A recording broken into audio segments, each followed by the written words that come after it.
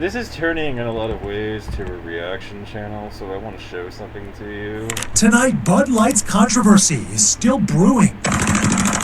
The latest fallout, two top marketing executives on leave, a company spokeswoman telling the Wall Street Journal. So what spurred all the backlash about beer? Impressive carrying skills, right? I got some Bud Lights for us. It follows a polarizing and brief brand partnership with trans influencer Dylan Mulvaney during March Madness, who told her 1.8 million followers on Instagram that Bud Light sent her a can with her face on it, celebrating her first year as a woman. Whatever team you love, I love too. But for some fans of the brand, it was no cause to celebrate. I just can't help but look at this and the fact that people thought that it was a good idea to upload videos to the internet of them doing stuff like this, but I'll get into it. You know, I don't just say things without having a reason to say it, but let's watch the video before I explain my rationale. Bud Light and Anheuser-Busch. The hashtag Bud Light boycott appearing online, and viral TikTok showing users pouring out the beer, destroying cans, and even going as far as pretending drinking the beverage leads them to change gender. Offline, a Florida restaurant refusing to sell Bud Light, telling our affiliate they removed the drink from its menu because transgenderism is in direct opposition to their biblical faith. But as the culture wars swirled around Bud Light, memes turned into misinformation. Videos like this surfacing, purporting to show mountains of their beer being steamrolled. When really, it was a video of beer that was seized at the border being destroyed after the pandemic. And another clip circulating showing a, quote, crybabies billboard that Bud Light did not actually put up. One marketing expert says sometimes instigation is by design. I do not believe that someone did not sit and think our primary audience is going to turn. To what degree is up in the air, but we're definitely going to get that pushback. And it feels like someone saw a value in that. But the company trying to do some damage control, issuing a statement on April 14th saying in part, "We never intended to be part of a discussion that divides people. We're in the business of bringing people together over a beer." Still, the announcement not doing much to stem outrage. That week, Bud Light sales dropping 17% compared to the year before, according to data compiled from industry group Bump Williams Consulting, who called it a, quote, notable acceleration of the sales declines. This as competitors, Coors Light and Miller Lite, simultaneously saw bumps. As Bud Light is under the microscope, both those other brands continue to support Pride initiatives. Miller Lite believes that everyone deserves to be their authentic selves. And it didn't take long for politicians to jump into the fray. You know, I'd rather be governed by we the people than woke companies. And so I think pushback is in order across the board, including with Bud Light. Florida Governor Ron DeSantis claiming corporate America is trying to change the country. And Arkansas Governor Sarah Huckabee Sanders now selling koozies that look like Bud Light cans but say real woman on them. Some big companies can't tell the difference between real and fake anymore. Companies and elected leaders trying to leverage the situation. The algorithms on social media platforms, they favor outrage. They favor all caps, and brands and politicians are figuring it out. Supporters of the Bud Light campaign aren't staying silent. The White House press secretary even weighing in. When a transgender American posts a video about a brand of beer they enjoy, and it leads to bomb threats, it's clear that that level of violence and vitriol against transgender Americans has to stop. Okay, like, look, I get, you know, being critical of, like, you know, the whole thing, like, you know, trans people in sports and whatnot, but when you're making bomb threats and all that, that's, you know, you've kind of crossed the bridge of rationality into crazy cuckoo territory, but let's keep speaking going. out on the podcast Onward with Rosie O'Donnell. And the reason that I think I am so, I'm an easy target is because I'm so new to this. We reached out to the influencer for comment and haven't heard back yet. Nor were we able to contact the two executives on leave. The company telling the New York Times amid the controversy it made, quote, adjustments to streamline the structure of our marketing, as one of America's signature brands is caught in the middle of a cultural tug of war over the country's identity. All right, Sam Brock joins us tonight from Miami. Sam, it's interesting. This is not the first time Anheuser in some trouble over messaging when it comes to LGBTQ issues. Anheuser-Busch, Tom, has straddled both sides of this issue, seemingly. On one hand, they've been lauded by human rights groups for being an exemplary company supporting the LGBTQ community with ads, Tom, dating back really to the 90s in magazines and television, certainly. On the other side of the equation, they've been criticized as recently as 2021 for donating tens of thousands of dollars to lawmakers on the state level who are pushing anti-LGBTQ agendas. So it's a complicated history.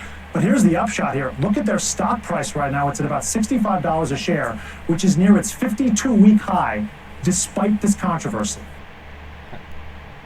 Wow. Yeah. I should have paid attention to that back then in the day. That was a market opportunity, I guess. That's what I call opportunity to buy. Anyways, what got me in this and this frustration, and when I was watching it and I was seeing some of these videos, is that I found it to be brain draining and stupid to make these kinds of videos of these cans being destroyed and people pouring them down the sinks and everything. I had the same reaction to Keurigs being destroyed back in the day, where it was like, I can just make the obvious point that Bud Light already has your money, the same way that I savagely did about Keurig when I saw people destroying them. Like, why are they gonna care about your drama videos where you're destroying their product on screen? If somebody did that with the product that I created and it was my brand, I would just be sitting there laughing at the video. I would even come into the comments section and reply. I'd be like, this is funny. You think that you've won something here. I have your money. You had to invest it in my product. And now I'm richer. Maybe so are you on the basis of this video, but we both won here, then, if that's the case. And I sit here and I see this and all I can think is Bud Light won this one. They're like, it's not... A bunch of people made a bunch of stupid drama content videos, and, in order to do that, they had to buy Bud Light cans in order to destroy them. Do you not see how Bud Light ends up coming ahead in that? Anyways, it just fuels sales, They have to make... In order to make a stupid video where they destroy Bud Light's product, they have to buy a bunch of Bud Light cans, And so... how did Bud Light lose in this, really, seriously? It was the same thing with the Keurig. Everybody uploaded videos of them destroying Keurig machines. And it was like, Keurig, the company behind it, they already have your money. All you're doing is destroying the money that you spent on these products. Seriously, even if a company ends up doing something... in the culture that you don't approve of, and you have their product in your house and everything, I would advise you not to destroy it and make content out of it for the internet, because that is stupid. And it's stupid for the simple reason that the company behind it already has your money. So all you're doing is basically doing something analogous to taking your money and setting it on fire. You just wasted the money that you spent on their product in order to make a stupid point on social media. Bud Light didn't lose anything here. They actually came out ahead. Their product sales were up as a consequence of it, and in the meantime, you've got all these people that thought they were being funny, but in reality what they're doing and when uploading these videos is proving that they're not very thoughtful as individuals. They don't really ponder their decisions before they make them. They make a lot of brain dead videos, and they don't think to themselves about how they're only shooting themselves in the foot by, destroying a product on video, and how that only proves them to be stupid. I mean, I look at these videos and I can't have... I don't feel any degree of respect for the intelligence of the people who make them. I'm actually kind of laughing at them for being so stupid and thoughtless that they would make a video where they're destroying a product on screen, because it's like, by the time you've actually gotten to the point of destroying that product, then you've already spent money to acquire it. you know, and that company already has your money.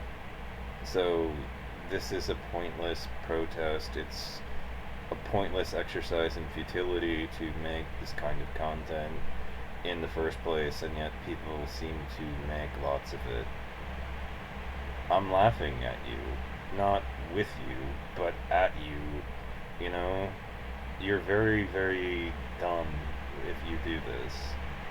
It's comical. It's like, I don't get it. Like, you know, especially because if this were me and I were like higher up at the companies, I mean, I'd be over the beer cooler like, hey, did you see that video where those guys were destroying our product on, you know, I'd be gloating. I'd be like sitting there like back and forth with the other guys on the team like, yeah, it's funny to me because these people don't seem to realize that we already have their money, you know, and I'd just be like, you know, cheers to my fellow employees and everything as I, you know, went back to my job and everything. Like, this is not very, like, these are not the kinds of videos that I would accuse or paint as, you know, brilliant content or anything. You know, nobody was made smarter by it, and so, you know, I have to go to it. You know,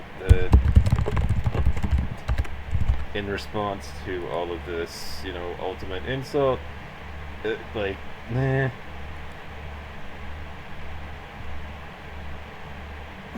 What you just said Really, more like what you just produced is one of the most insanely idiotic things I have ever heard. I've ever seen. At no point in your dumbass video, rambling, incoherent response were you even close. Were you even close to anything? That could be considered a rational That could thought. be considered a Everyone rational thought. in this room. Everyone who watched those videos is now dumber for having watched them. I award you no points. And may God have and mercy may God upon have your mercy soul. upon your soul.